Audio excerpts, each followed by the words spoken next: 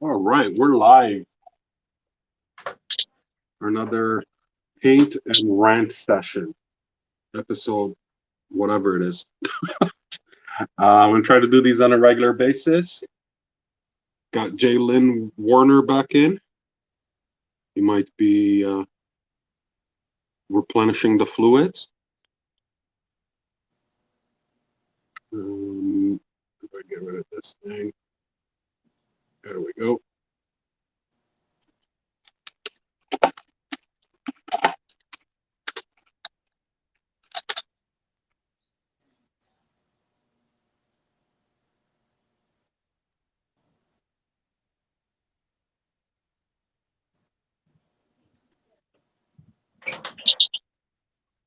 All right, I'm back. And he's back. Making sure everything. Okay, so that's on. All right. That's straight enough, I suppose. Just making sure all the Facebook stuff works. It looks like it does. Getting some people. There we go. Done. Hey, Chris Brown's on board. Bolt's on board. Bonjour. Mm. Um, Like Mega Hunter. Let's see. So, What are you working on? I'm working on Dangerous Divas oversized AP. Okay. Painting away. Gonna work on all the shiny latex leathery stuff, which is a painstaking exercise. What are you working on? I am working on a giant size X-Men sketch cover. Oh, very nice. It's apparently it's the Jean Grey and Emma Frost book. Oh, cool. So, and that's why you have Jean Grey and Emma Frost on the cover.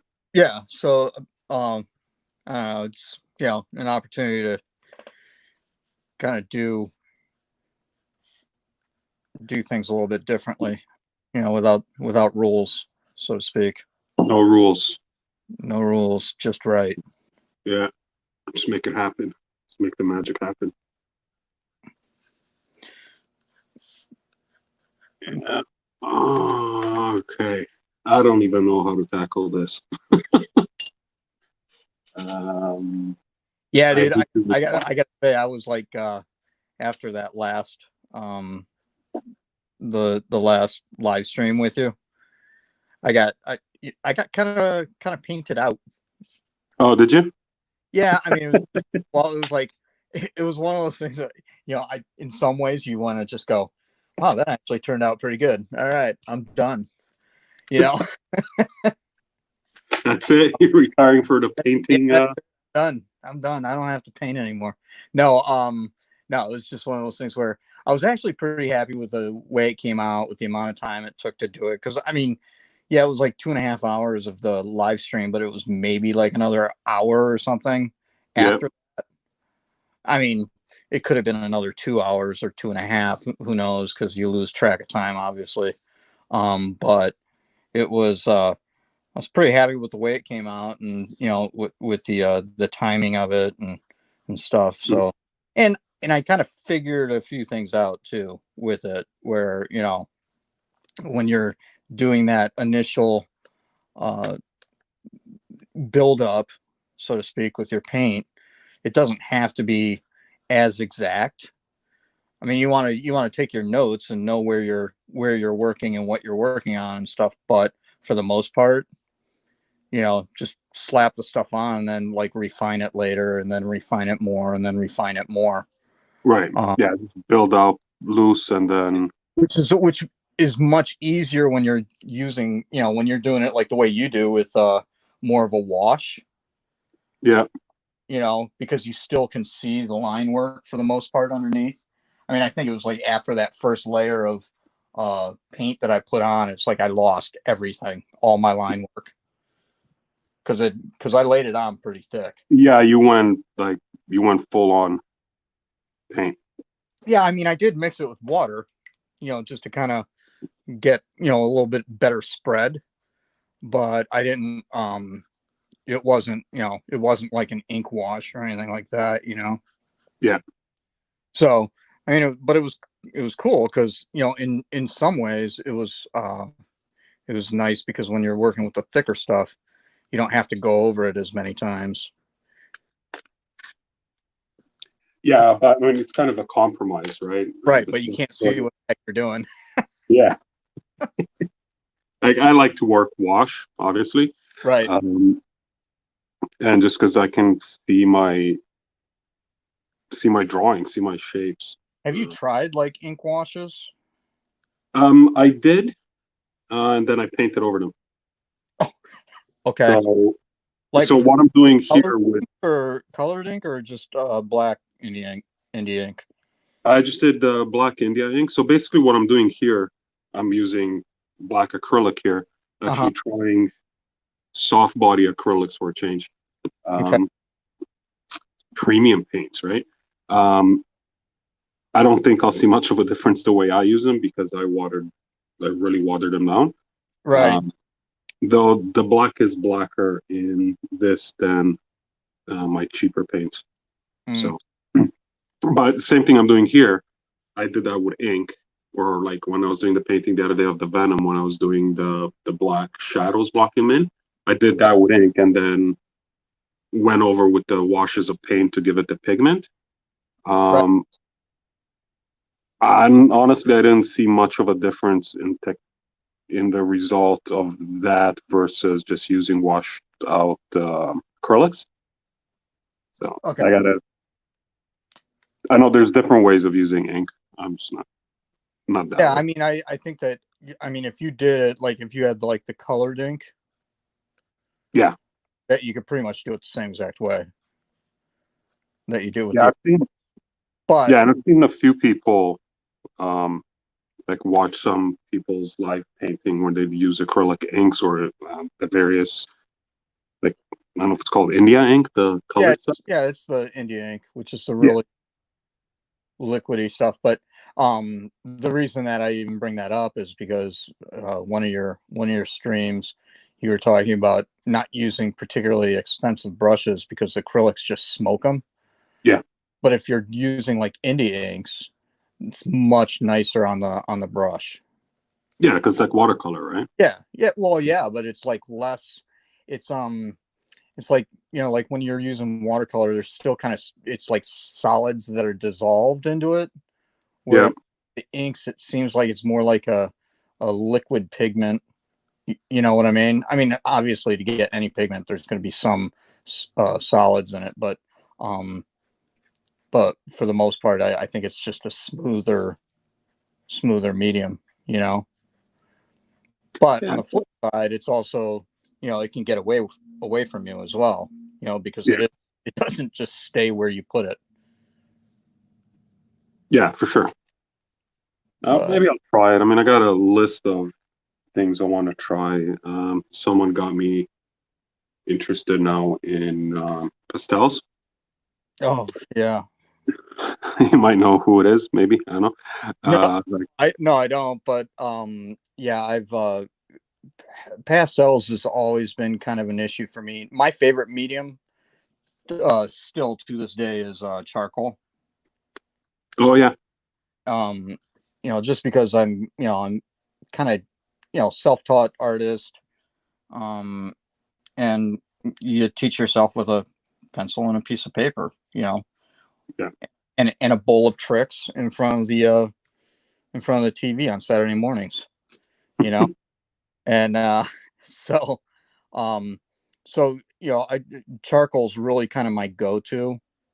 But it doesn't really lend itself well to commercial art, for the most part. well, you could do covers in charcoal, right? It says the planned start time. I'm saying this thing that the schedule time has passed. Are you still streaming? Yeah. Oh, Mm, I don't know what happened. I got booted. I don't know so what where, Facebook? where am I? I think I'm on the Marvel uh Mm. thing. Wait. No, maybe it was on yours. I don't know. Oh, Let's see. I'm seeing it. It's here. Let Yeah. me. If anyone's watching, can you? Oh, I see you're watching again. Okay. Yeah. I, I yeah. don't know. Maybe the network blipped. Like it seems to be streaming on YouTube. Seems to be streaming on Facebook, and I'm not seeing Yeah. any errors in StreamYard. So. Yeah, no worries. Anyways, what was I saying? Oh, charcoal. Um so yeah, so then naturally you would think that that going to pastels would be a natural leap, you know. Yeah. Yeah, not for a guy who's colorblind. Oh. First of all, it seems to me that they're just a bit more messy, anyways. But then, when you've got you have a hard time distinct, distinguishing between certain tones and stuff. You start building up those, and it's a muddy material, anyways. Yeah, it's super soft. It's pretty tough to keep up. I mean, it's not that I haven't worked with them or don't work with them, but it's certainly not something that if I can pick something else, that's what I'll do. Um, but speaking of um, like paints and washes and stuff like that, especially when doing like a wash with acrylics, I tend to sometimes I'll actually mix it with um, India ink as opposed to black. You know, Okay. that way you still get it's like you get water and black. Hmm. You That's know, interesting. um, it's kind of it's a bit of a cheat, but that's mostly because there's more. I have more India ink at my disposal than I do tubes of black. It's big. I feel like it matters, right? Like as long But as it no, gets the no, but I mean, result. it's just yeah, but I mean, it's like who wants to go back out to the store to get another thing of black? Right. And but I mean, that's the thing, man. It's all black and white. It's those are you almost think that for every set that you get, you should get at least two blacks and two whites to go along with all the other colors. Yeah, that's for sure. 'Cause that's the ones end up using the most. Right, that's the ones that you basically mix with everything the most. I mean, don't get me Well, wrong, different colors, but well, the thing is like if you buy the sets of like the really professional artist grade stuff, yeah, they don't come with black. they don't come with black.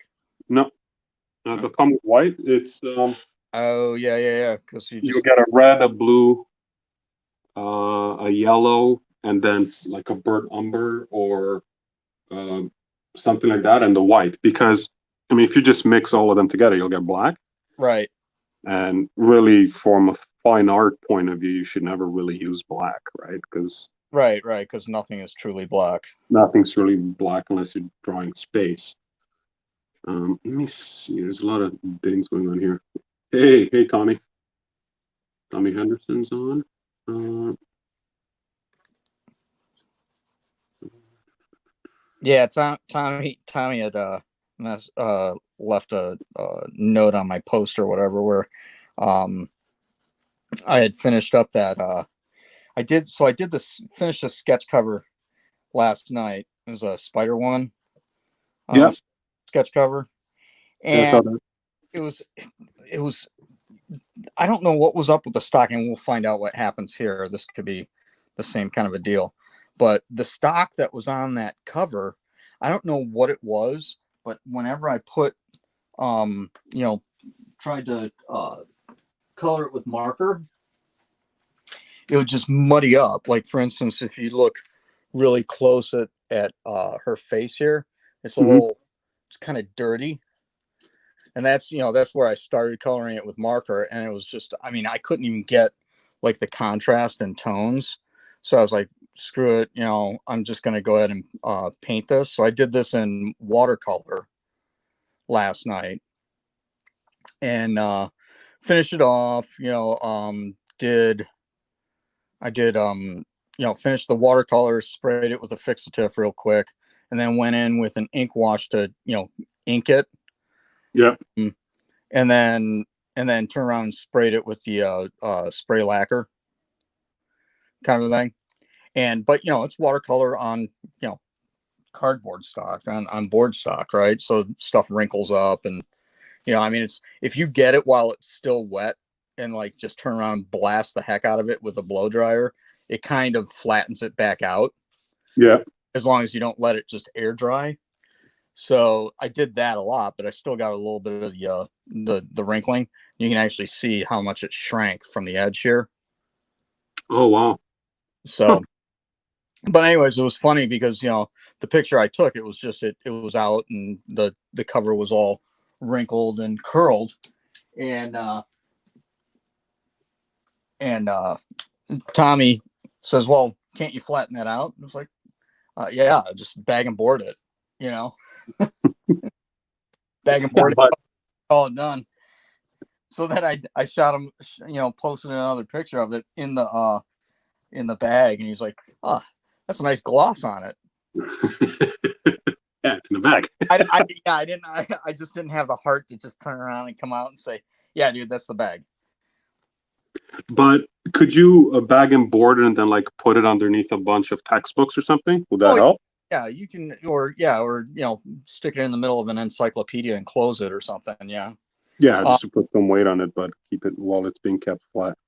yeah, and that's the game plan. Generally, when I do like a painting, like on a piece of like watercolor paper, Yep. I'll do it, and then I'll get the whole painting done, and it'll be all wrinkled up. And then what I'll do is I'll just turn around, flip the thing over, wet the back side, Yep. and then turn around, lay it on a paper towel, under a stack of books, and just Yeah, that will. let it set for a day. Yeah, I've seen people do that with gesso. Well, they'll gesso up the front of the board and Mhm. then mm, flip it over and then just do a thick X on the back. Um, And that's kind of that's what I did with a with that little trading card canvas thing. oh, you did gesso the back as well? Yeah, I What just part? but that was the because you were talking about how like you couldn't work on canvas because you were heavy handed, Yeah. and I'll tell you what, the gesso on both sides really stiffened up the canvas. But did you fully cover the back? Oh yeah, well I mean Oh, it's, okay. what is it, like an inch and a half by 2 inches, Right. but that's all gessoed there, and then of course the frame itself is Yeah, the stiffen frame up. helping keeping it together. Yeah, so, but yeah, that's stiffened it up quite a bit. Yeah, I gotta maybe try working on a loose canvas again. Um, But yeah, the whole X thing on the back, I didn't do that on that man thing card, because I knew I was going to do the backside in marker. yeah, Um, but after I did it in marker, I did spray the crap out of it with that with the lacquer to try and take the bow out. so which lacquer do you use? Is the Says, oh wait, no, it's Liquitex stuff? Kmart varnish. Oh yeah. Oh man, that's got a mirror finish. A what? Yeah, yeah. Like, you get a mirror finish out of that. But it was like the only thing that, because that was, I mean, I don't know if you can see the glare there. Yeah, yeah. Well, I did. the Venom. I gave it a spray with I can't remember what it's called. I just did one coat, give it a nice finish. Uh-huh. You see the gloss on that? Yeah. Um, might give it another one. I just don't like the smell. Yeah. Yeah. It'll take it a week to dry out. What was it? When I did, it's funny because I sprayed the stuff with the varnish, and the girls are like, "Ooh, what is that smell?" But then when I spray it with the fixatives, it's like, "Ooh, I like that smell." I have I think it's a Liquitex one. I can't remember offhand. It's not here. An odorless fixative. Oh yeah, yeah. Yeah, it's not odorless at all. They never are. No, it's extremely odorful. Tommy says hi. I thought he already did. No, Oh, he said that joined. Now he yeah. actually said Okay. hello. Okay. What's up, Tommy? That's it. I mean, I knew he was here. That's why I was talking about him. Yeah. um. Yeah. So yeah. I mean, it's funny you said that you were doing this thing and asked if I wanted to, join in, and I got stuff to do. Oh, an hour? Yeah, I could spare that. Yeah. It's kind of impulsive. I need to work on this card, and then okay, I could probably swing an hour during work hours and uh, work on this for a bit. I was like, How yeah, why not do it live? And then how I asked the how is sorry. work? Um, With it's the slow. I mean, it's starting to pick up. okay, Like here in Canada, we have provinces, like states. Um, right? yeah, like it varies from province to province. But I mean, I have clients all over Canada, Uh-huh. some Europe, some US. So it's starting to pick up. It's hopefully, things start getting busy and we get back to normal, which means I'm Right. going to be on Facebook a lot less. But I think I'm ready. Um, so knowing that things are about to start getting busier, I'm just trying to bang out as many of the commissions that I have Right. soon, so they don't drag on. I mean, for the most part, the guys that I have work to do, they're really understanding and cool, and like, hey, I don't take your time the way I need to do.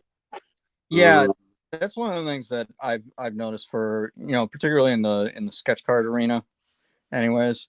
Um Clients tend to be really reasonable, and in some cases from, my perspective, it's like a little too reasonable, in the sense that it's like, yeah, dude, no, you take your time. It's probably yeah, don't. I've even had guys that commission sketch covers, and it's like, dude, it takes you 6 months. It takes you 6 months. It's like, dude, if it takes me 6 months, I'm probably taking too long. shouldn't be taking your money right now. You know, if I'm not going to get it to it until for another 6 months, I, I'll just shoot you a bill in 6 months. I mean, Yeah, I mean, part of it is making that's sure just that that's just my perspective. My consumer, uh, perspective. I mean, yeah, I get it. I mean, you kind of gotta stock up on a backlog of work, because when you're doing freelance stuff anyways, you never know when the work's going to come, so it's always yeah. good to have So you that. got to plan ahead a bit. You got to have that backlog, uh, so you can still pay the rent. um but yeah, so like, it's that was one of the things, like I was saying with about Rodney the other day. It was like, yeah, dude, I'm not going to get to this anytime soon, so I'm not going to take your cash, you know. Yeah, you can only work so far ahead in advance. Right. I mean, for the way I work on commissions, really. Oh, Tommy's asking what he missed. Oh, so much, man. So much. Oh, We solved so many of the world's problems. Um, yeah. we've actually um, We cured COVID. devalued the U.S. dollar. Therefore, whatever the currency there is now more worth more. So Uh, um, yeah. So saying that, like the way I work on with commissions, whether it's personal stock or APs or whatever. right, Um, get a lot of I, commissions for personal stock. um, lots of very relative term. Like honestly, I'm pretty new to this space, right? Right, I mentioned, I think, on one of the other things we're chatting on. Uh, this is, I don't want to say a hobby for me. I do the painting and the drawing to unplug. right. It's the decompression chamber. It's a decompression chamber for me. So I never really push or heavily market my my art. Right. But with COVID and all the free time and being able to be active on social media and chat with people, I did end up getting actually surprising. I was actually very surprised with the response. Right. So to answer your question, yeah, I did get some commissions on personal stuff. Um, all my APs for the next set are tentatively sold, and there's a waiting list. Yeah, that right there, in my opinion, is pretty impressive.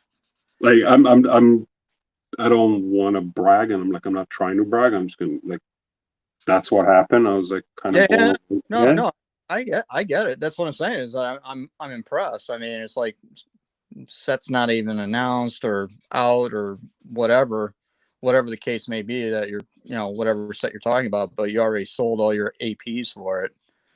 yeah. I That's mean, I didn't take anyone's money because I don't know what the timelines is. But like, there's like some people said I want this and I want that, and I said okay, you're on the list. And then a couple of people reached out and I said, hey, technically they're all gone, but if anyone backs out yeah, um, when it's time to start working on them, you're the next one on the list or you're two names down. So right, the right. collectors and people that He wanted to who totally get it.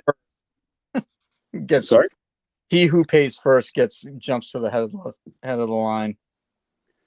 Well, I'm gonna give the way I was thinking of doing is I give everyone like in order, right? So if let's say you ask me to hold something for you and then it's time for deposit and you say, I changed my mind, then I'll go to the next guy on the list and say, hey, I have an opening. You want it? Yep. Need a deposit. If he I says got yes, great. If not, then the next guy over. the Trying to guy be on the waiting list that turns around and says, "Dude, I will pay you." I mean, yeah, I don't think I have not. Dude, I still have Premiere uh APs. You need to tell people you got Premiere APs, man. Hey, everybody, I have Premiere APs. Tommy, he's got Premiere APs. Hop on it. I think he's the only one watching right now. No, but for sure, But man. yeah, that's no, I got those, and then a pretty decent stack of another set that's shall not be named. Yeah, the Voldemort. Voldemort is that? Yeah, the Voldemort of Yeah, the more. Voldemort. Mort. Um, Do you? Oh, I don't think I asked you this, or maybe I did. Um, do you do you work on other sets, or is it just the Marvel or? just the Marvel. I mean, I reached out to Perna, Okay, um, and he said, yeah, no, just. I mean, the email address is pretty public. He's not hiding it or anything. So just email, and then he'll say kind of what kind of stuff they're looking for in the next setting. He'll just has to see some samples. right. So I need to get on that. Right. mock-ups and stuff. I reached out to Tops. Nobody responded. I reached out to Rittenhouse. Is it Rittenhouse? You guys have Game of Thrones and Star Trek and stuff like that. Okay. Yeah, and they said the same thing. Like, they're actually pretty responsive. Say, hey, I'm curious to um, Get on. curious to see what's involved. And then what they said is when I did reach out to them, they said we have Game of Thrones and Star Trek coming up. We need to see samples of your work. And they said, like, for Game of Thrones, you can't do characters, so we need to see creatures and environments. Right. And then for Star Trek, they were very big on actor and scene likeness because I guess they're like Star Wars, they're just reproducing scenes. Yeah. Yeah. So Yeah. they said, Yeah. It's kind of just the Star Wars thing where Princess Leia has to look like. exactly. So they said, send a couple of samples of Star Trek characters, regardless of which edition it is for samples. And the thing Right. is, I did the samples. I did a Spock and a Kirk, and then I got tied up with another set, and then I never sent them out, and then that set came out. Ah. So I was like, shit, but at least I have the samples for next time. So um, I imagine I could probably get on some of these sets if I actually have the portfolio for it, if you will, right? Right. Yeah. I only ask because I know that there are guys that I know that there's actually obviously a lot of artists out there that work on multiple properties, and not just through one company, but through several different Yeah, uh, trading card companies and stuff. And I I looked into, because I think it's Cryptozoic, right, that does the DC stuff, yeah, yeah. and it's like, my good, it seemed to me, anyways, on the surface, that just to even like kind of get into it, you got to kind of jump through hoops, just to get them to look at your stuff for the most part. So I mean, it was like, I think with Forrest Gumping your way in, my way into the upper deck thing, where they came to me. Right. It was like, oh, that's easy. All I got to do is tell somebody, So hey, I can do some cards, and they're like, yeah, you're gonna have to go through this whole submission thing, and it's almost like, well, let's see samples. All right, and then you just forward your email from to Upper Deck with all your scans. yeah, You know, and then they're like, well, these are Marvel heroes. yeah, Yeah, no, yeah, but it's because you also guys one of those. haven't hired me yet. Well, yeah, these are all Marvel characters, and it's like, yeah, and they're all produced by your competition. So Yeah, I mean, I don't know how the trading card industry works, but I imagine companies work differently. oh yeah, Uh, and and that's they all have different processes and approvals and direct guidelines. Like, there was one recent DC set that came out, and apologies to the MCCW that we're talking about, the Forbidden Fruit. Um, and I can't remember what it was called, but it was all the DCU ever made sketch cards because they were, kind of like Marvel 60s 80th. Batman, like all the different Batmans, and they all had, Yeah, like Marvel um, 80th, right?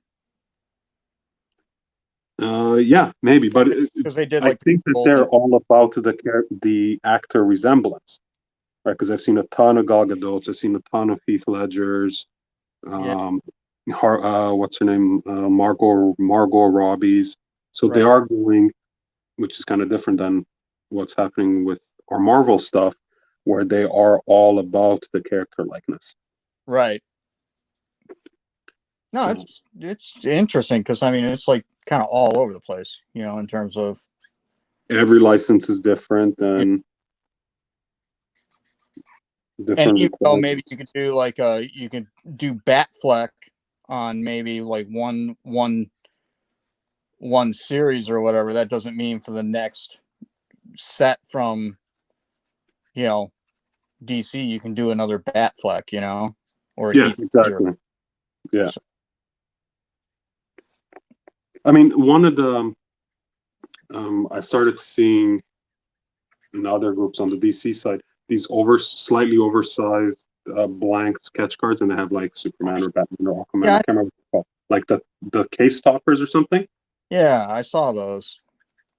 They weren't Yeah, so 5x7s, but they were definitely bigger than. they Um, may be like 3x4s. yeah, so they were bigger than the standard sketch card, but and I'm like, Yeah, and they're not this. This is 4x5. they're So they're clearly not. trying to copy Upper Deck there. Yeah, but I think that one it's like a reward for buying certain amount of cards. Because I've been kind of eyeing some of them on eBay, trying to buy some of those blanks. And people seem to be going mental for them. So I think it's actually an achievement to get the blanks. Okay. But I don't know. I keep on, like I said, keep on watching eBay to try to get some blanks.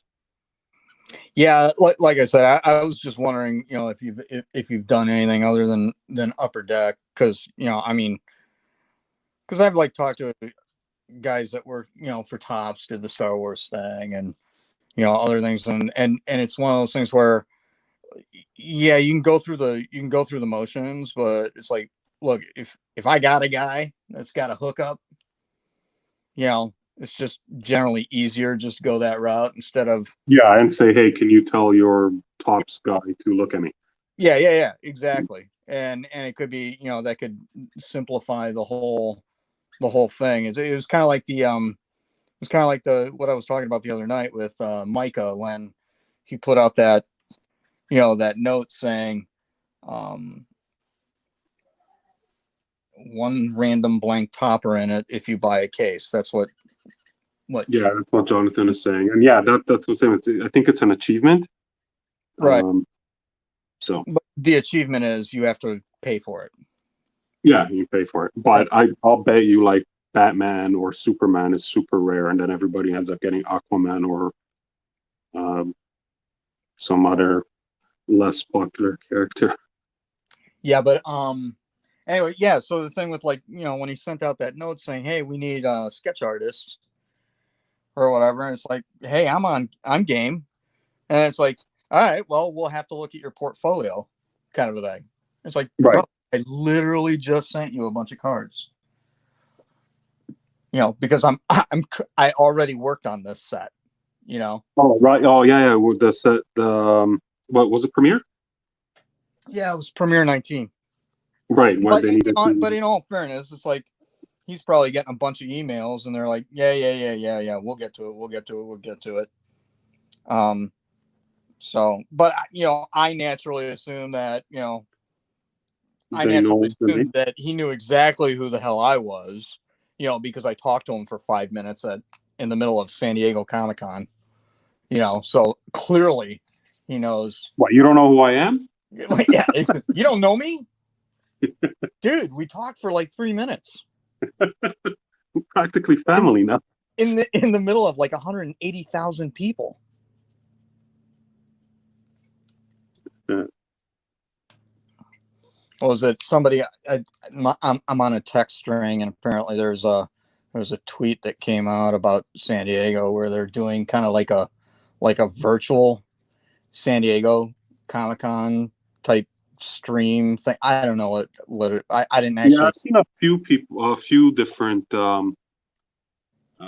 conventions go the digital route. Yeah, but they're like doing something like that for San Diego, right? Yeah. But I guess what the gag was that, but wait, it's free. So of course the response was, uh, duh. But yeah, well, unless they're going to do like a paid stream. What? Yeah, I'm gonna subscribe. And you know what? They probably could go that route, They could right? with the panels and stuff like that, where you have to pay to join the live panels with all the different people. And you Well, know what? what? Go ahead. Um, I I would not be surprised if not this year because it takes like this all kind of came out of nowhere, but for Yeah. next year, when people have time to set things up, I would not be surprised if we'll see SDCC, WonderCon, all these guys have paid online panels. You know what, and even and it could be even like a streaming. It's a like a subscription to the stream of the current panel right there in Hall H. Exactly. So you're Yeah, gonna buy like a yeah, virtual pass yeah. for maybe half Virtual price, pass and then for you can Hall see the H. You panels get a live. virtual pass for, and of course different tiers of payments or whatever per hall. But yeah, that's I think yeah, and that would be wise. Now the trick there is because San Diego is a nonprofit. Is it really? Oh yeah, yeah. That's how Hmm. they make all their money, so to speak. But yeah, it's set up as a nonprofit, Did not know that. which I thought was interesting. Yeah, that's Well, it is in well, California. they're an event. I can understand that. I mean, yeah, they're a non-profit, but they're not a charity, right? People still got to get paid, and they're probably sitting on a trust somewhere. Yeah, yeah, Mhm. and it all gets reinvested into the show like every year. Yeah, yeah, no, that makes sense. So it's and that could be one of those things where it's like, well, it's so big now. It's like okay, well, but it's still not publicly traded, and all that nonsense. I don't know. I'm no economist or uh, or CPA or anything like that or accountant, but it's like okay, I can see where this all makes sense. But they're responsible for other events as well, aren't they? Yeah, they do. Because they're WonderCon. part of that. Um, well, they're part of that Comic Con company, or that is that Comic Con company, and they do stuff all over the world. Yeah, they do WonderCon and Comic Con. And I think they do one other thing too. I think it's like uh, I think it's like an alternative press expo or something like that. I don't, no, not that, that was in Ohio, but they do some kind of I think a small press type thing, like an indie comic thing too, or Okay. did at one point. I don't, don't quote me on that, No, I won't. but yeah. So I don't know. I that makes sense. I'm curious to see how. That's a good point you make. Where you could have all these cons that now have these. They'll be setting up those kinds of things for particularly for panels, and that's actually a really good idea. Yeah, I mean, a lot of people go in for the merch and signatures and stuff, but a lot of people, um, like myself included, I did press coverage for Fan Expo, which is the Toronto Comic Con Right? essentially, Yep. uh, and I did that for a couple of years for in a previous life, and like it's great. And as with press credentials, you basically do whatever the hell you want. Right. You don't wait in line; you just go talk to people and That's the whatever. same. And Yeah. Same thing as well. Not the pros. The pro badges are a little bit different, but there's perks to that too. yeah, like I remember I was there where they're introducing the PS4 Right. at the event, and there was a huge lineup. And I'm not a gamer. I really didn't care so much. But no, I was walking by the line, and then the guy from But Sony saw me. cut because you could. Right? You Well, I just didn't want cut to, the but the line guy because saw you my could. he saw my press badge, and he's like, "Oh, come in, check it out." And I was like, "Okay." Right? I Right. Right. wasn't there for video games or anything. I was there for what was I supposed to actually cover? It was a panel for something that I was actually supposed to cover. But I'm like, yeah, sure. And then they're like showing me the PlayStation, and I'm like, oh yeah, this is cool. And yeah, so press badges are the bomb, right? That's Yeah, what, it's funny that you say that because like I remember years ago, I want to say it was like in 2010, and they stopped doing this, but it was hilarious because it would say they used to have like pro badges and stuff at San Diego, but it would actually say what they were like, where they were from, or what they were doing. So like you were constantly like, you'd sit at your table, and there'd be a guy that would, wouldn't you know it? The phone has not rung all day. Of course. Um, so, but this guy, guys would walk up to your table or whatever, and you'd immediately look at their badge, and if it was like, okay, one day, it's like one day pass, you turn around and you give them the quick spiel, and if they're hemming and hawing, it's a done deal. Send them on their way for the most part, because they're only there for one day. You get somebody that's got like the 5-day badge or whatever, Yeah, they it's the come big dog. back. They could Yeah. come back. But you see a guy with a pro badge, then depending on what that company was afterwards, if it was like pro badge DC or pro badge, image or something, then you kind of relax a little bit and just kind of chill and talk with them, as a peer, so to speak. Yeah. But when that guy walks up with that pro badge that says Paramount Studios or Fox Studios, 20th Yeah. Century Fox, boy, you put your game face on, man. It's like, can I get you a coffee? Yeah, it's like, Yeah. so that was funny. Hey, so guess what? Expensive paints work really well. Is that what you're doing? What are you using? The Liquitex soft body acrylic. This is the old packaging. They changed the design. This tube of paint costs about as much as all my other paints that I use normally. Yeah. Okay. Yeah. I got this is what I ordered on the Amazon. I don't, Oh, the Arteza, yeah. I don't know anything about it, but it I've was heard good things. I can't get them in Canada. Nobody sells them in Canada. I got them from the Amazon. Yeah, but Amazon.com and Amazon.ca are two separate things altogether. I mean, I could order it from Amazon.com, but shipping's going to be like $37. Right. It's not worth it. I might as well just get, Golden or Might as well get the Liquitex soft body. yeah. I mean, I bought this at Michael's, but I was like, oh, let's see what the big whoop is, right? Right. Yeah, it's worth it. I'm getting a ton of coverage out of, like, I put in, if you can tell, one blob. I could have done with a drop because I'm barely using it. Like, the coverage on this stuff is great. Nice. Hey, look, Ian Taylor's on. Oh, what's up, buddy? What's up? Isn't it past your bedtime? No, not yet. He's usually, what time is it? He usually hangs around 3 to 5, I think. Oh, okay. Anyways, right, I'll take it back. So, yeah. So I don't know. Well, talking about paints. Yeah. Wine is coming nice. Yeah.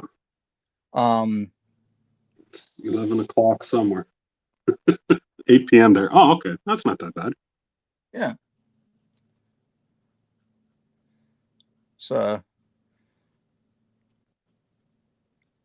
funny because you get the that saying it's 5 o'clock somewhere. Yeah. Doesn't well, there's I have two trains of thought on that. If you're a 2x10 kind of person, then doesn't matter. Mm-hmm. But there's also the other saying that's hey, you can't drink all day if you don't start in the morning. That's true. That's wise words. In Canada, it's a little different. We say it's 11 a.m. somewhere because you can't really serve liquor before 11 a.m. Oh my God!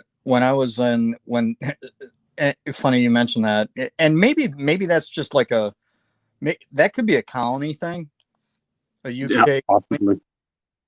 Because when I was it on my Westpac, we pulled into Perth. We were in Perth, Australia, for about 4 or 5 days on Liberty, and I was absolutely amazed that in Australia, the bars filled at noon. Day It was, one? when I say they filled, I mean it was like everybody just quit work at noon Oh, and hit the bar? and hit the bar. I mean, Nice. it was like every day. It was like Mardi Gras started at noon, and everybody was just getting shitted. It was, and it was at that moment that I said, you know, I I could live here. Was that what you're gonna say? yeah, yeah. No. I mean, and it was that, and we were walking down the street, me and a couple buddies, and walking down the street, and this older couple, kind of walk up, and they just kind of stop us on the street and say, "Hey, are you guys American?" It was like, are you on that great big ship out there? I said, yes, we are. And and then they just started chit chatting with us, just having, oh, so how are you liking Australia? Blah blah blah. I mean, I mean, it couldn't have been a nicer, you know, couple, you know. Hmm.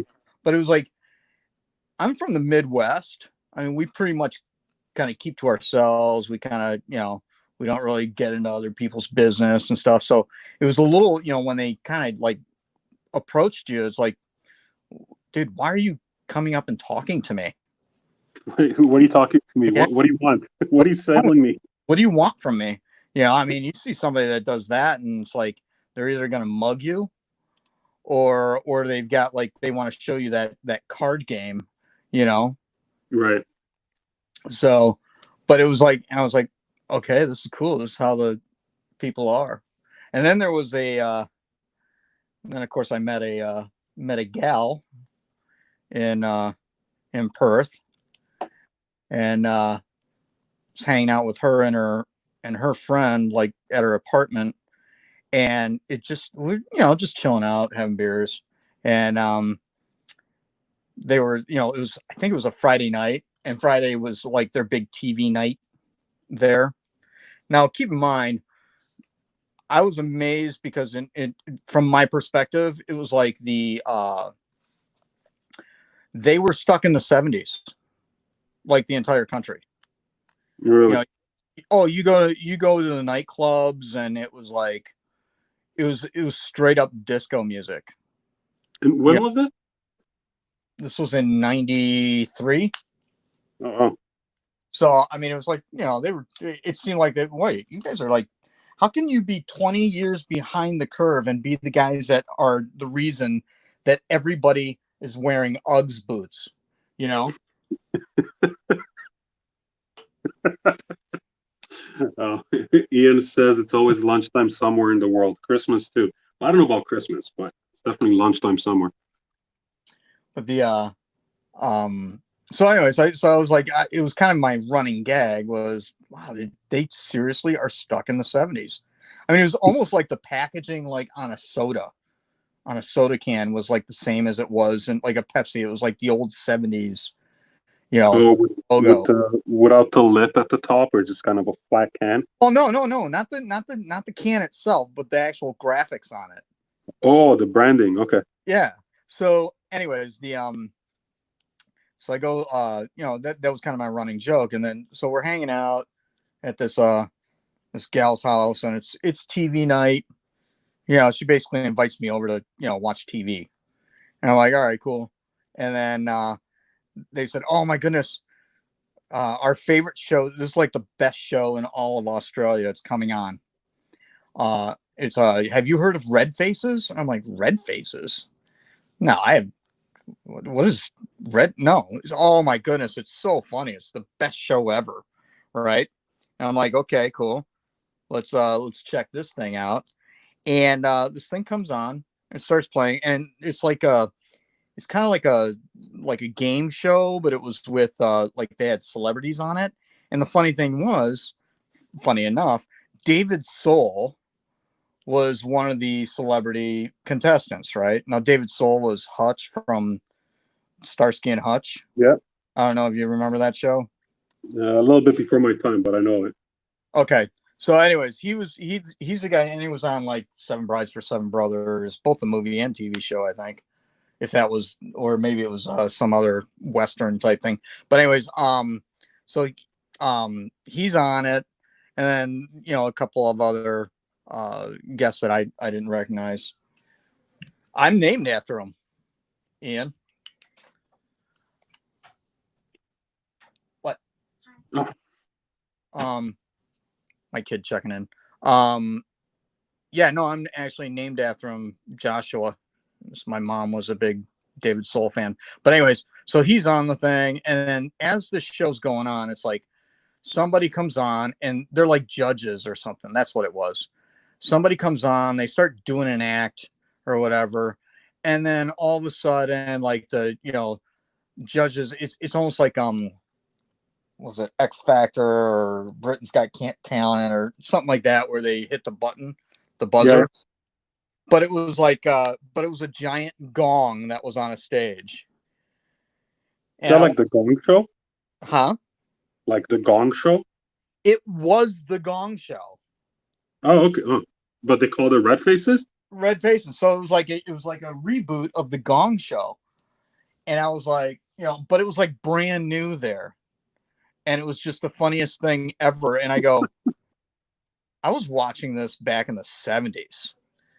I was like, what happened? Boy, I can't wait until you guys get candid camera. That's going to be awesome. Oh, Michael Monshaw. I hope I'm pronouncing that properly. Is on board. So we can get this party started. Of course, we're almost at our 60-minute cutoff. Maybe we can drag it on for a little bit longer, but not too long. Like I said, I got to get some stuff done. I haven't really accomplished anything, but in all fairness, I wasn't really planning on it. Let me take a look at what you. Did you see how many people are in the? Oh, good news, Tommy. What is it? Maybe. He's coming home. Yeah, maybe. Oh, are you talking how many people are on the? Yeah, how many people are on the list right now? Oh, it's a lot. I stopped looking. I'm like, oh man, it's gonna take me forever to. Yeah, that's exactly. But you know what's interesting? I'm gonna dump this all in Excel and then run some statistical stuff. Is the character preference? I think Venom by far is killing it. When that started going, I was like, I see what he's doing. What do you mean? Doing the statistical thing, and Well, there's some. Let me put my work hat on for a little bit. There's some actionable intelligence that's going to come out of the submissions on this. Oh, absolutely. Both for artists and collectors and publishers, if anyone's watching. Yeah, it's also a. I mean, obviously, it's a. With it being a private group and stuff. I mean, it's your what do you call it? Your base poll is. If you like, you get a regular poll, like that's put in the group, people just kind of skip over it. But if you turn around and say, okay, here, I'm doing a poll, but you get a shot at something. Right. So, I mean, there's more incentive for people to engage in the poll. So engage. But if we look, if that's this particular group, there's about 1,100 and something members. Good work, Ian. If you look at any type of survey or poll, you just need a 10% gap. So if we have 100 and somewhat people comment with who their favorite Marvel character is, that's going to be a pretty accurate representation of what we're doing. Oh, close enough. I mean, of course, there's going to be, like somebody said, Warpath. I don't think I've seen anybody mention Warpath. Yeah, that's an outcome. somebody complained about the character in Days of Future Past in the movie. I think that's the last time I saw Warpath name come up anywhere. But I Um, like Ian said, he said folks go crazy for the symbiotes. But yeah, it's like I think that even when you look at like that would cover all the symbiotes, right? But I don't think that that's necessarily as much the case. I mean, I think it's Venom pretty much. I mean, if you take the if you just take that portion of things, it's Venom all day long, right? yeah. Well, Um, somebody said, I can't remember the name now, it's in Venom 2099. They got more oh, yeah, specific. And then there's no, another one that you don't see too often. right, Uh, right. But what I find is funny is like it's like okay, if you really strip it down, it's like okay, it appears to be Venom and Magneto. I thought, you know what? I think it was Spider-Man, Venom. Um, There's a few Silver Surfers. few Silver Surfers, a couple of Wolverines, I think two Magnetos. Surprisingly, a couple of people said Black Cat. Um, yeah, I don't remember seeing that in Carnage, but I'm gonna pull all that data onto a I'll tell spreadsheet and you what, then you know what, I kind of if Carnage is up there with Venom, which I mean, I haven't seen too much of it. I mean, I've seen Carnage, obviously, but I mean, I haven't seen the rabid, you know, collecting of Carnage. But again, that could be, you know, because everything's locked up or what. Yeah, who knows? But I got to tell you, there's Carnage is tough. He is hands down one of my least favorite characters to draw. And um, but he is one of those characters where there's so much that you can do with him, yeah. you know, from a design standpoint, you Well, know. being so organic, Right. And that's the it thing about gives you like a lot that's of what Venom is flexibility. like such a favorite to draw because it's like, yeah, dude, it's pretty much just a really big dude with a clam for a head and a big tongue, you know. Yeah, I mean, I find Venom, and the reason I chose him for that card that I did is because I find him, I don't want to say easy because it's not necessarily easy, but it takes less thought. Like Right. there's a problem solving component to Well, creating, he's drawing, painting, whatever, right? but With he's Venom, pretty cut and it's so dry. forgiving. Yeah. He's cut and Oh, dry. I mean, it's not like you said, it's not that he's easy to draw. It's just that it's he is in the sense that um you don't have to deal with any variables for the most part. You know, I mean, like for instance, you know, I did the man thing, which was and of course the way that I do man thing, anyways, it's not like it's not the way they do them in the comics. There's a few more layers to them. Um, but that's kind of the thing I like about drawing Man Thing, and um, when I say I don't like drawing Carnage, I should rephrase that in the sense that I don't like having somebody tell me that I need to draw Carnage.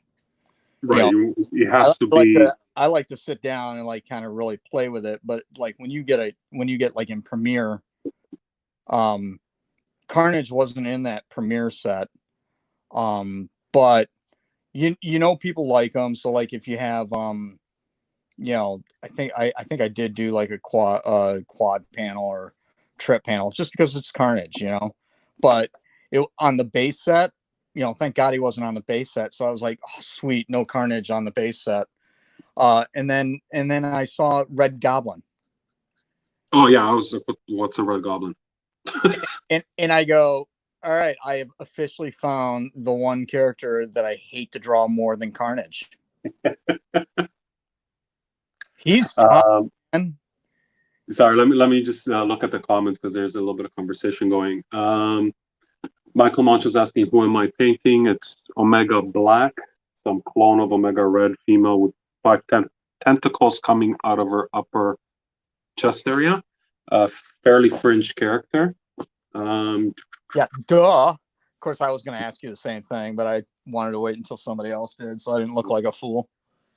Uh, Ian Taylor says Red Goblin is damn cool. Carnage mixed with Green Goblin. I had no idea. I thought it was like a demon with flames coming out of his mouth.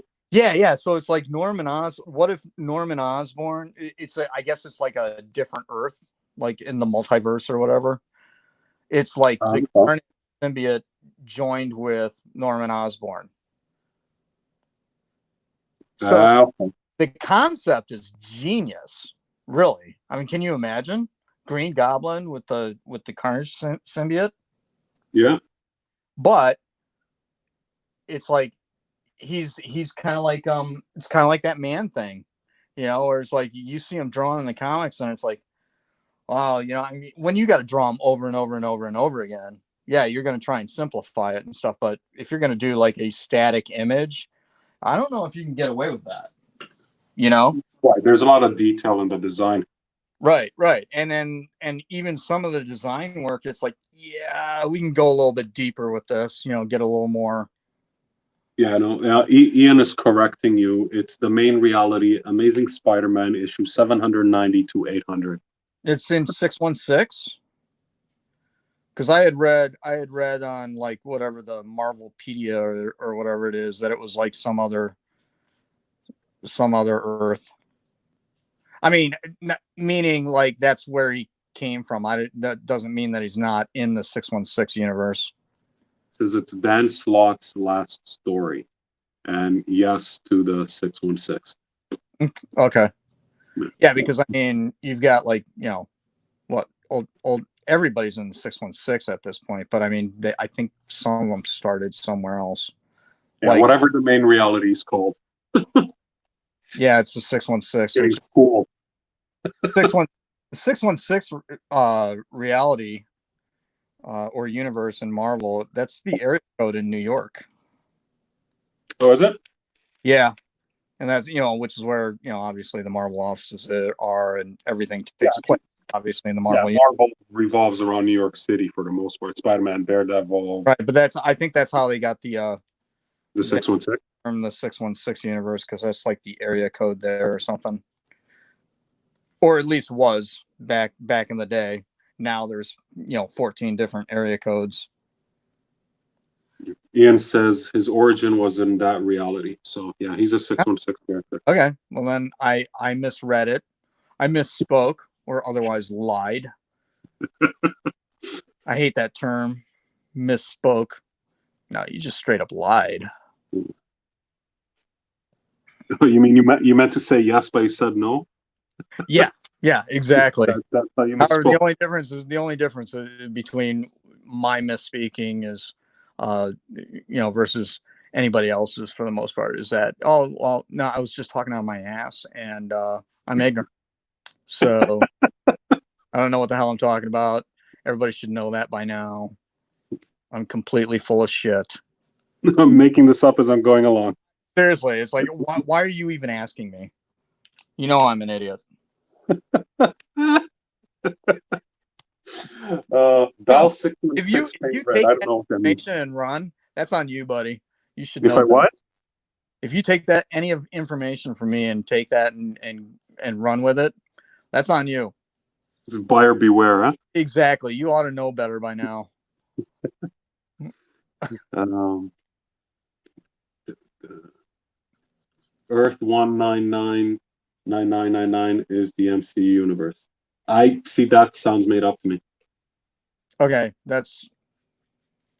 but I mean, when you get the note from the UD masters, they turn around and say everything you draw has to be, well, not has to be, but they prefer it to be 616. 6 Yeah. universe.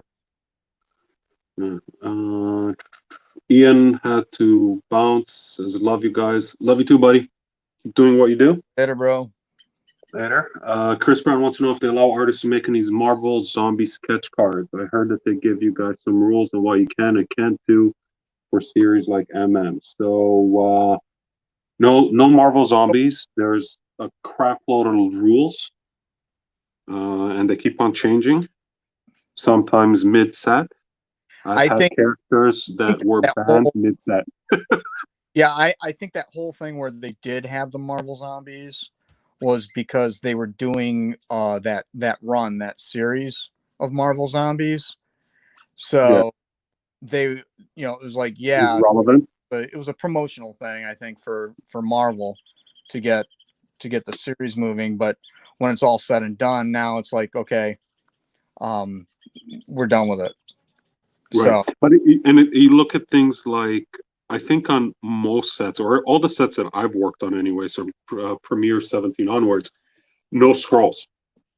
yeah, yeah, But yeah. But if that's you all work that on, that's that Fantastic Four gig. right, but on the Captain Marvel sketch cards from the Endgame Captain Marvel, scrolls were allowed.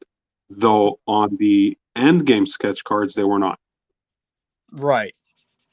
So it's got to do, there's got to Isn't be that something they there were that in ties into the the property. after credits or something? Or no, that was Spider-Man. Were they allowed in Far From Home? Nope. Huh. Well, it's 'Cause I interesting. saw I saw a bunch of like somebody posted their Marvel sketches, their Captain Marvel. I was like, whoa, it was all scrolls. I was like, how did you do that? And he's like, no, they're allowed on this one, and they're all approved. It's like, what? Not that I'm like itching to paint scrolls, but Right, right, right, right. But maybe a super scroll. Um no, what's funny is that I had uh was it I think it was Premiere. I had done a I was like, I've got the like the Marvel encyclopedia thing that has it's like those old school. Remember the old floppies where you had the yeah, alphabet and you go through the thing. Now they're in big books. yeah. DK So Publishing I'm flipping through Marvel. the thing, and then I come across like this interesting looking character. And of course, I like to do different. I like to do things that are not like Spider Man, Venom, all this the go Wolverine, all the go tos. I like to kind Yeah, of kind of mix things up a little bit. So I came across this character Kang the Conqueror, yeah. right?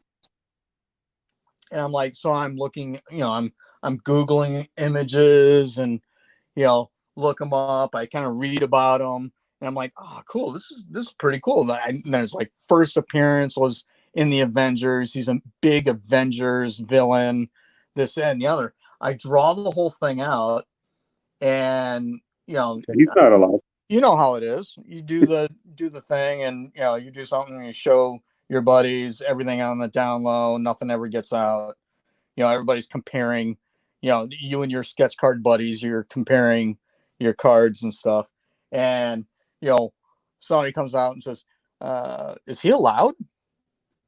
And he wasn't on the list for Premiere. He was not on the list. If you go back to your list for Premiere, Kang the Conqueror is not on the list. He's an Avengers villain. But he's However, also four. well, his first appearance was the Avengers. He's mainly an Avengers villain, but then as it turns out, I didn't find out until after I had drawn the whole thing. Oh yeah, no, that's like that's Nathaniel Richards. That's Reed Richards' kid from a different dimension, who went, and I'm like, oh my god. You can't do that. Well, the same thing happened to me with Premiere 17. I did Deadpool, and I think I mentioned on another video, and it was in my inserted cards. And I sent in all my stuff, and then they come back, and then they denied the Deadpool, and I was like, "Why?" And I'm like, "Oh yeah, he's not allowed." Like, but you guys sent me the card to do Deadpool. I don't understand. Anyways, Oh wait, it was like a base card. a base card, Deadpool. Yeah, I have a picture of it somewhere, and then like, yeah, no, Deadpool's not allowed. Well, but why? What? Oh wait, did you when did you paint it? It was I mean, did you 17. cover the name and stuff? No, no, no, no, no. Huh. It was Deadpool, and he was holding not a he wasn't holding a gun. He just had his hand like in the shape of a gun pointing to his head. Um, but yeah, no Deadpools. Hmm. That's one of those rules that change mid set. So I'm sure I'm not the only one that did that. Yeah, I think that they did the a rule change mid set in, I want to say it was Punisher. The Yeah, Punisher very possible. came out because I know that because I got put on that set or offered that set at San Diego because I asked them, hey man, can I get more than like one set a year? Um, Right.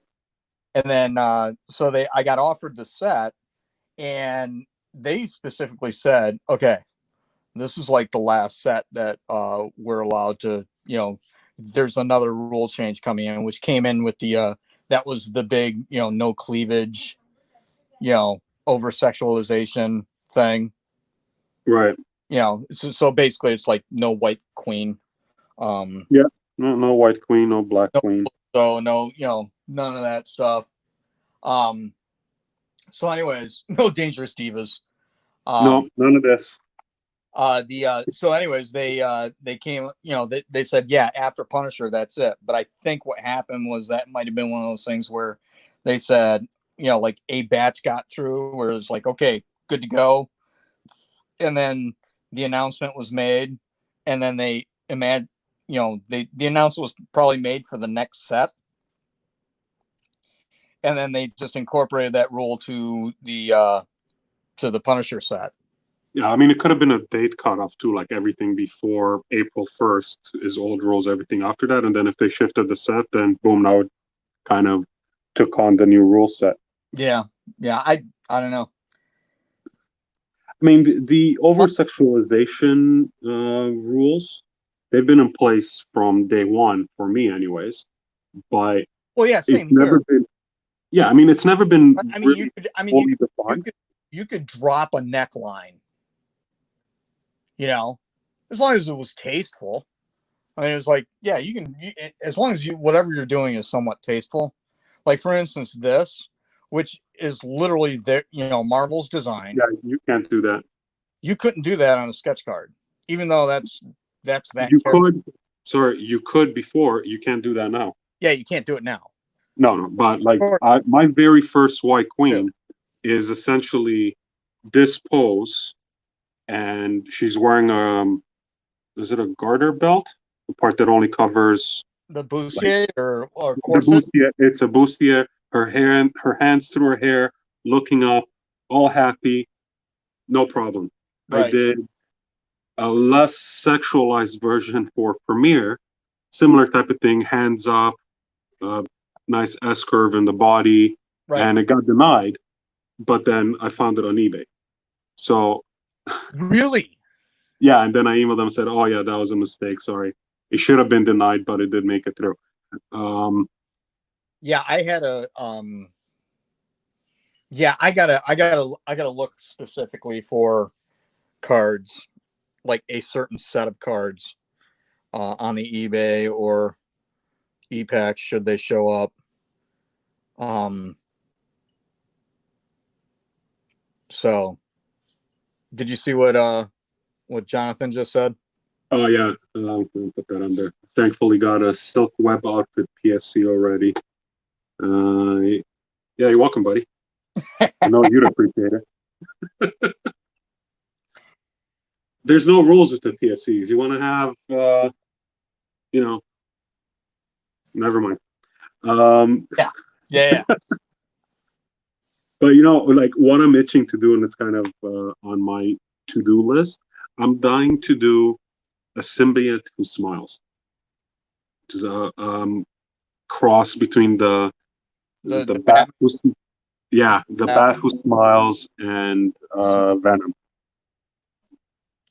or even Carnage at that point. Hmm. I think that'd be fun.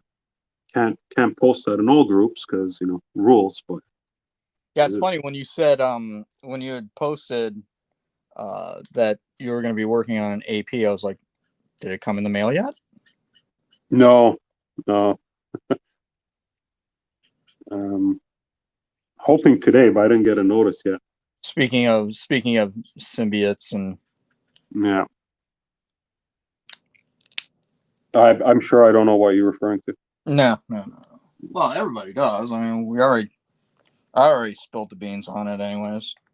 Oh, did you? Okay. Well, no, in terms of that, we're working on something together. Right, but I don't Say what it think. was. Yeah, Specifically. yeah, we'll show that at the end. Yeah. Or Oh, you know what? I may have just now spilt that it was an actual AP. I don't think I mentioned that before. good work. Yeah. Way to go, Warner. Good job. That's XM swimsuit issue homage. only It 60. seems. No, now, so. Jonathan says I should use because I have another one of these blanks, saying I should use that for an X-Men swimsuit issue homage. But like it seems like it's so cliche. I want to do something more avant-garde with it. Yeah. Go getting. I like to think deeply. Yeah, I'll think deeply about it. When I'm It's going to end up being Emma Frost in lingerie. yeah. Um, I haven't decided if I'm going to commission that one or just kind of do my own thing and see. Oh, the other diva thing. Yeah. Um, Is this one commissioned or is this yeah, this one's commissioned. This is for someone. is it for Omega? I cannot confirm or deny. Hmm. Some weird guy in the group, though. Good for him. M squared, whatever sells. Whatever sells, that's right. Oh, Amanda's in. Bullseye's probably been to the beach. She just wants a bullseye and a banana hammock. We can make that happen. Whatever Maybe sells. not. Whatever sells, that's right.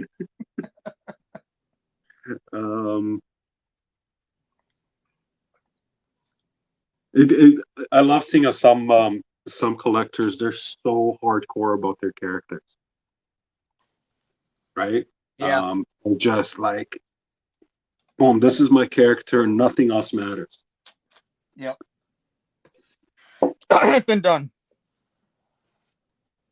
Sorry? I said Jonathan Dunn. Yeah. Well, Jonathan, he's had multiple characters. I think he's trimming down on his character collection at this point. But he's trimmed. No, he went one step back and two steps forward. Oh, did he? Yeah. He turned around, got rid of one, and then added three.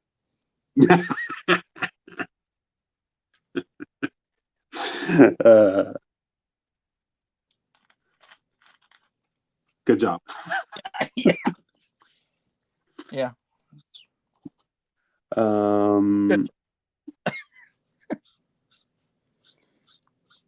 Some of us are capable of commitment, and some of them are not. Oh, okay. Now he's going for Korean characters only. Racist. No, I'm just kidding.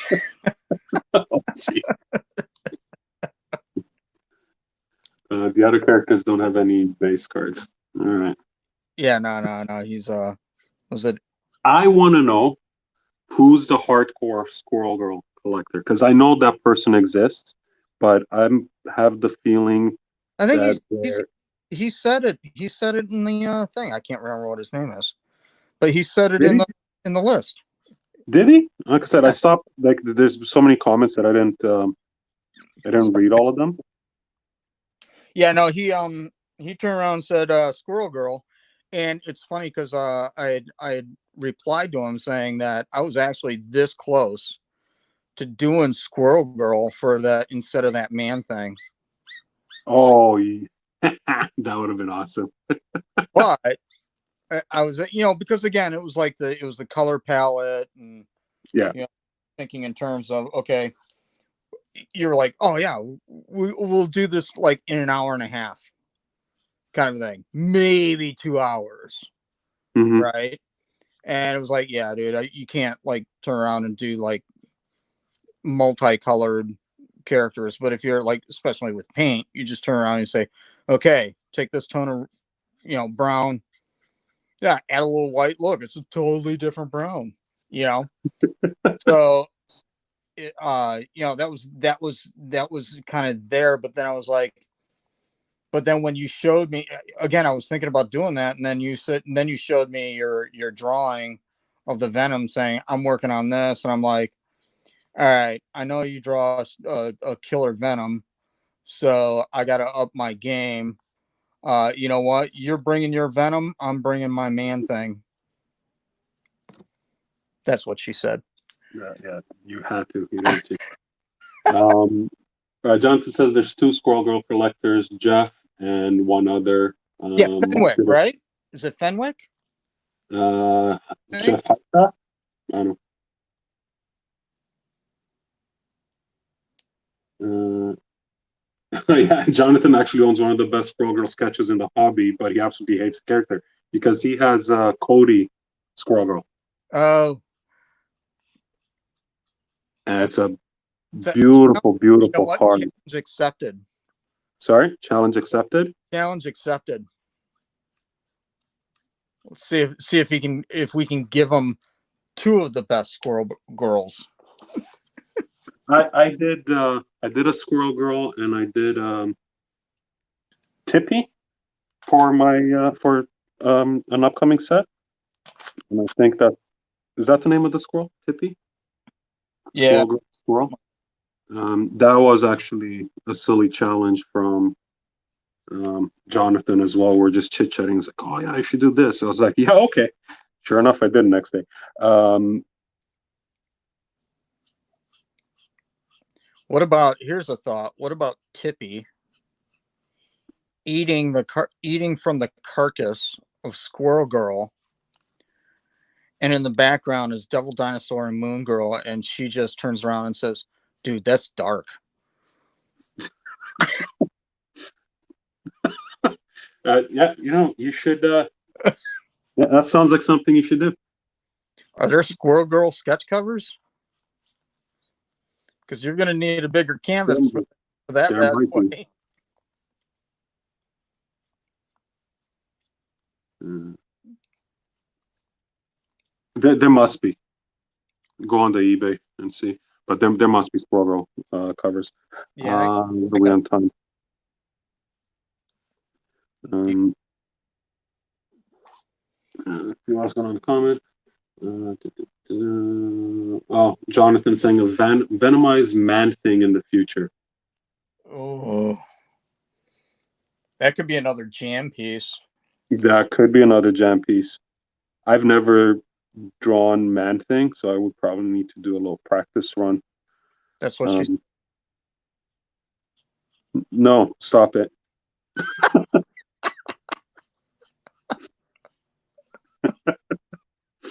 God. Yeah, Um, all right. I don't know about you, but I have to wrap it up. yeah. No, it's cool. I got stuff to do. I was just sitting here wasting time hanging out with you, and All I these fine started folks in the started comment. on sketch cover, so I was like, give me something to do while chatting. It's gonna finish this wash, so give me a minute. But yeah, thanks for everyone who tuned in. Um, oh, did you listen to the latest episode of the I Card Collector did, Podcast? I did. It was pretty cool. That was something else. Yeah, it was.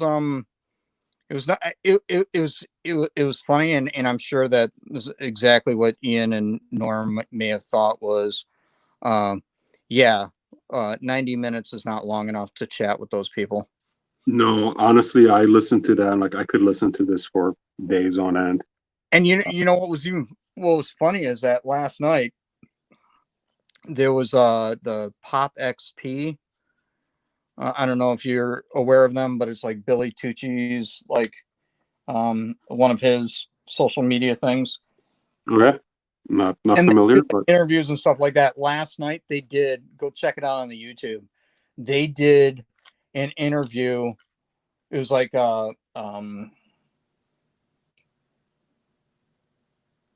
I'm absolutely spacing on all the names, but I mean we're talking about big names, right? And they're interviewing Louise and Walt Simonson.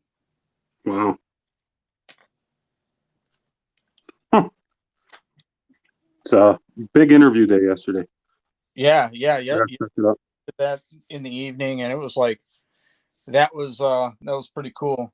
Well, Drop me after we're done here. Drop me the name of it because I yeah, didn't write it down. I'll shoot you the link. Oh yeah, even better. So, I don't want to have to type. yeah. No, just click and go. Cool. All Well, right. thanks for everyone who joined in. Thanks for Jalen. Thank you for joining the stream. If anyone doesn't know who he is, Art of Jalen Warner, Facebook, Instagram, Twitter. Where else are you? Yeah, we're all over. All over the place. Just Google him. I mean, links are somewhere. Find me somewhere, you'll find me someplace else. Also, um, just open for commissions. I got a handful of APs. It's got Marvel Premiere APs. Yeah, still have Premiere APs. Hit 'em up. Got sketch covers. Got blank pieces of paper. Folks got any paper? I got paper. Still working on this beast. Oh yeah. Look at that. So Good. Looking yeah, good. I think my next stream, I'm just gonna bust this thing out and start goofing around with it a little bit. Do it. So, but yeah, that's and then I've actually, it's funny because I picked up a Thor sketch cover. I'm gonna do another Jane Foster on as well. So, but anyways, I think that does it for us. Cool. Well, thanks everyone for joining in. I'm gonna try to do these at least once a week. Have a couple of other people that would like to hop on the. Munshaw. Not gonna name any names. That would like to hop on to do these. And we'll figure out the timing and so on. Because people on different time zones. But we'll figure it out. And yeah, that's it. That's all I got. Any other parting words of wisdom? That's what she said. That's what she said. Okay, and with that, we're out. Bye.